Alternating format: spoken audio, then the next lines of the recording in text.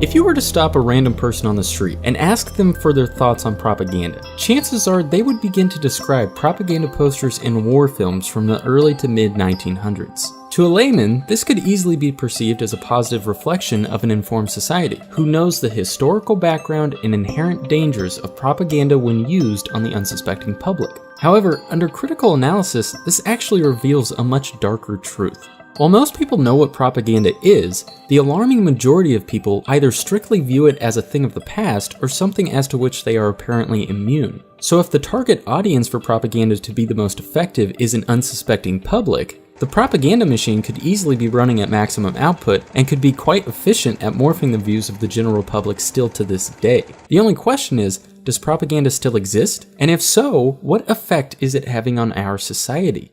One of the most dangerous, unspoken things in existence in the world today is a media controlled by a very small group of corporate entities. Every day, we are constantly lied to and constantly told what to think, and most of us never even realize it. It's become a duty and call to action to wake people up to this reality.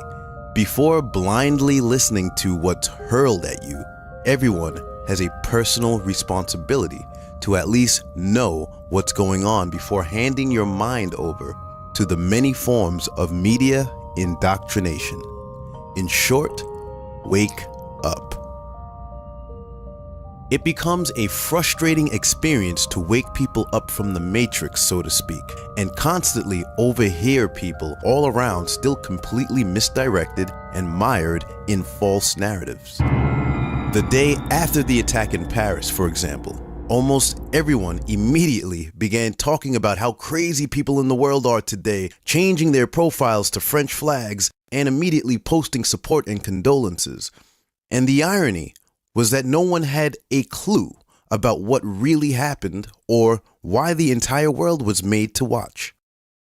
In addition to that, most people are lazy, distracted by a capitalistic existence, don't know they are brainwashed, and most times don't know what they are doing or why. Your thoughts are not your own, and you're being led by the hand every step of the way. Most people openly and defiantly do not trust their governments. People know better. However, simultaneously, they overtly trust each and everything their government does, says, and presents anyway. Because most people trust corporate news narratives where they get most of their information and never question any of it. Most people are still completely unaware that governments orchestrate and/or stage events all the time. This was always done throughout history and is still maintained today. This is nothing new under the sun. You can't even explain this to sheeple, because you might become the one under attack or ridiculed for trying to tell people the real truth. Unfortunately, we have a world of people who don't understand how the world works. The media is not for information, it's for indoctrination. It's owned and operated by a very small group, and the objective of news media is compromised. It's not about informing you about what's going on in the world. The main function is to carry out agendas and control what you think, how you behave, and what you believe. Well, I've been a journalist for about 25 years, and I was educated to lie, to betray, and not to tell the truth to the public. And it is not right what my colleagues do and have done in the past, because they are bribed to betray the people, not only in Germany, all over Europe. Despite the fact that lots of our news is corporate-controlled fiction, we have been brainwashed to accept the news as the infallible truth. We are a society of drones who do not know how to think critically. And because of our media brainwashing, things often go very wrong, impacting the lives of citizens irreparably. All day, every day, just a few corporations cooperate each other's talking points, edit all the news, and dispatch everything you're meant to hear on all networks. There are several video compilations showing you just that. Who are you really shopping for this holiday season? It's okay, you can admit it if you've bought an item or 2 or 10, for yourself. It's okay, you can admit it if you bought an item or 2 or 10 for yourself. It's okay, you can admit it for yourself. It's okay, you can admit it, Todd. If you bought an item or 2 or 10 for yourself. It's okay, you can admit it. If you bought an item or 2 or 10 for yourself. It's okay, you can admit it. If you brought an item or 2 or maybe 10 for yourself. It's okay, you can admit it. If you bought an item or 2. It's okay, you can admit it. If you bought an item or 2. 2 or maybe 3 or 4, maybe even 10 items for yourself. It's okay, you can admit it, can admit it, can admit it, can admit it. A lie repeated 1,000 times becomes the truth. The man who said that even proved it. The lie became part of himself and the system he served. His name was Joseph Goebbels. He was Nazi Germany's Minister of Propaganda. The myths that he created exist to this day. Such Machiavellian activity requires a disguise, which is why propagandists call themselves the public relations industry. But do not be fooled. Public relations and propaganda are interchangeable, and it is the massive public relations industry that is designed to alter perception, reshape reality, and manufacture consent. A Hollywood set designer was brought in to create a $200,000 backdrop for official war briefings. Today, America alone has more public relations propagandists than reporters, which means that nearly half of what people in the West hear, see, or read is written by professional liars. Professional liars whose job it is to keep people in front of their televisions, reading gossip magazines, eating vast amounts of toxic food, and shopping, always shopping, for the latest fashions and trends. Fashion, celebrity, sex, music. We will reveal the methods used by the propagandists to control populations on behalf of their owners.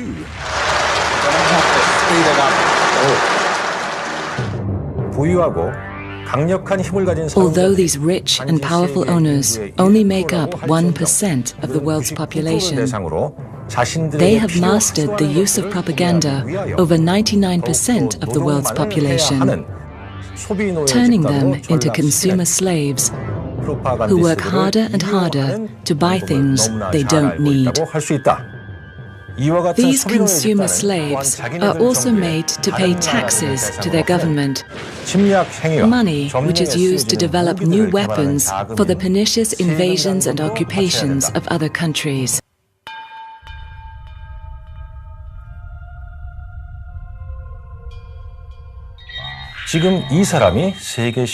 Has this man just broken a world record? Has he just created a medicine that can save thousands of lives? Perhaps he's been chosen to represent his community in some way. No, this man has just purchased a telephone. And these people, what is making them scream and cry with such profound joy? They are on a television program where they are receiving consumer items.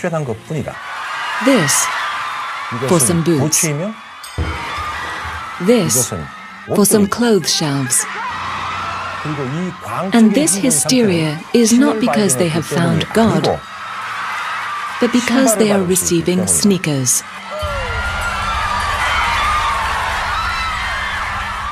The propagandist knows that an individual has a natural desire to be on a winning side and appear to fit in with the crowd.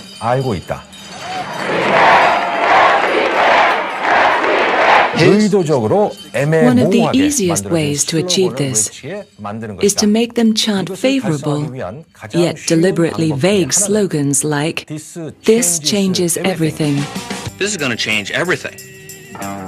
Just do it. I'm loving it. Or support our troops. The point of slogans like support our troops is that they don't mean anything. That's the whole point of good propaganda. You want to create a slogan that nobody's going to be against and everybody's going to be for. Nobody knows what it means because it doesn't mean anything. With this in mind, propagandists can provide simple answers to complex problems and ask for approval without question. Either you're with us, either you love freedom, or you're with the enemy. They can use this method to sell phones, violence, cosmetics, or even false wars, like the unwinnable war on terror announced by these degenerates, and the hypocritical war on drugs announced by this master criminal, who is awarding a medal to this man for joining the war on drugs, despite this man being a drug addict. The goal of propaganda is to form a consensus to a standard set of beliefs by influencing and altering the attitudes of a population towards a specific cause, position, or political agenda. As someone who has taken a great interest in human psychology as well as studying marketing at university, I can't help but see a correlation between propaganda and today's advertising techniques. I mean, think about it. Both advertising and propaganda techniques try to persuade the target audience by hitting them on an emotional level. They don't deny this either. Dr. Robert Heath, a professor at the University of Bath and a pioneer in establishing the value of emotion in advertising, states, "My research with David Brandt and Angus Nairn shows that emotional response toward advertising plays an important part in building a strong brand. The basis on which metacommunication operates is entirely emotional, conditioning your feelings and building strong relationships. An ad that resonates emotionally is one that will build a stronger, better brand over time." You see, advertising agencies don't just know that their ads can subliminally affect people on an emotional level, they orchestrate their entire marketing campaigns around it. If manipulating people's emotions in order to sell them on something, and to structure how their brand is perceived in the minds of the general public, doesn't sound like Propaganda 101 to you, consider this. Joseph Goebbels was the Reich Minister of Propaganda in Nazi Germany from 1933 to 1945. As part of Hitler's Rotzenstab policy, coordinating the whole population in Nazi Germany behind Hitler, Goebbels drew inspiration for Nazi propaganda by studying the way advertising companies worked in America. Furthermore, Goebbels used his position within the Nazi hierarchy to influence newspapers, the cinema, theaters, art galleries, and radio broadcasts. What's more shocking is how proud the American Advertising Agency was about this at the time. The July 20th, 1933 issue of Printers, Inc., one of the lead advertising trade journals of its time, speaks approvingly of Hitler's methods and gives alarming insight into just how closely related propaganda is to advertising. The article stated, "As is well known, the word propaganda in Germany is used synonymously with the word advertising. Although in this country and in Great Britain propaganda has the unfortunate connotation of being free instead of being paid for, this distinction does not exist in Germany." Basically, this 1933 issue of Printers, Inc. is saying that the only difference between propaganda and advertising is funding. The reality is, propaganda and advertising are cut from the same cloth, and no one in their right mind would deny the existence of advertising in today's world. So why would anyone assume that propaganda no longer exists? Propaganda is a form of biased communication aimed at promoting or demoting certain views, perceptions, or agendas. And just as marketing campaigns on behalf of a given brand use a sinister means of emotional manipulation to sell their product, so too do propaganda campaigns subvert our consciousness in order to sell us on a foreign narrative in a means to manipulate the consensus. Really, the question of whether propaganda still exists today seems redundant in a world built on television slogans. So the high plausibility of propaganda's modern-day existence, based simply on the fundamentals of advertising and reasoning that one might have a political agenda to push, seems so firmly grounded on logic and reason that it really should be assumed a certainty. But both the threat and true effectiveness of propaganda is dependent on coordination. If a wide variety of people with diverse views on varying topics all own and contribute to different areas of media, regardless of how deliberate a potential propaganda campaign may be, the views expressed in that campaign will be cancelled out by the opposition. Conversely, if there's a small group of people controlling the national narrative, it's more likely that the views held by those individuals will penetrate into the messages they present and ultimately make its way into the public's consciousness. And that's just assuming the people in control of media agree on a particular topic. That's not accounting for deliberate propaganda. If you take that same smaller group of people in control of the media and do account for deliberate propaganda, it's just a matter of time before the public opinion sways in favor of the national narrative being presented to them, because the opposition will be non-existent. Now here's the scary part. In 1983, 90% of American media was owned by 50 separate companies. By 2012, that same 90% of media was controlled by only 6 companies. And some modern-day figures have that number down as low as 5. But as damning as the consolidation of media corporations is, it lacks deliberate intention and coordination. That is, until you Google the Bilderberg Group. The Bilderberg Group is made up of 120 to 140 powerful individuals from around the world who meet every year to discuss policy. Oh, and by the way, these meetings are top secret and completely closed to the public.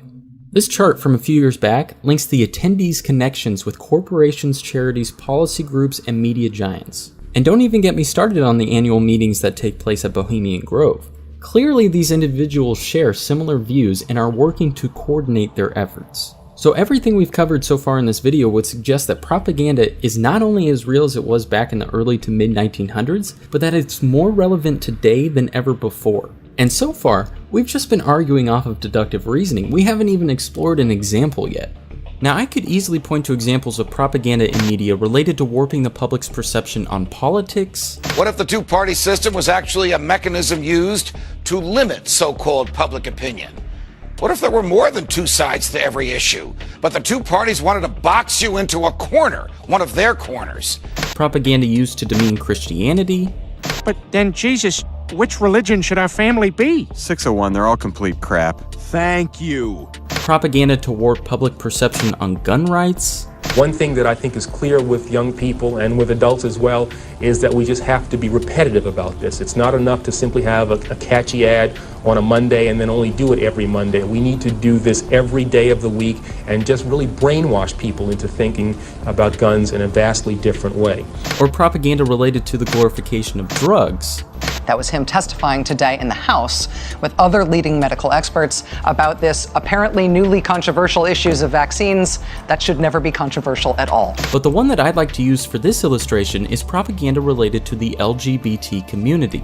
A recent Gallup poll shows the support and opposition statistics for gay marriage between 1996 and 2015. According to this chart, the number of people in opposition of gay marriage has dropped from 68% to 37%, while the figures for those in favor of gay marriage has skyrocketed from 27% to a majority 60% in just 19 years. That is a major shift in societal norms. Be honest with yourself. Whether you're in favor or in opposition of gay marriage, do you really think that this drastic change in social perception was purely organic? The Gay Lesbian Alliance Against Defamation, aka GLAAD, has evaluated the quantity and quality of LGBT characters during primetime television since 2006. Their stated objective is to push for positive representation and to increase the amount of representation. The 2015 GLAAD ratings and score, based on the percentage of LGBT-inclusive original programming hours during primetime television, shows that programming is at an all-time high on broadcast and cable networks. Folks, the LGBT community currently makes up only 3.4% of the population. So why is 8% representation considered a failing grade and 28% representation considered merely adequate? A typical approach for indoctrination through the use of propaganda is as follows. First, the viewer is exposed to the information and is made conscious of the subject matter.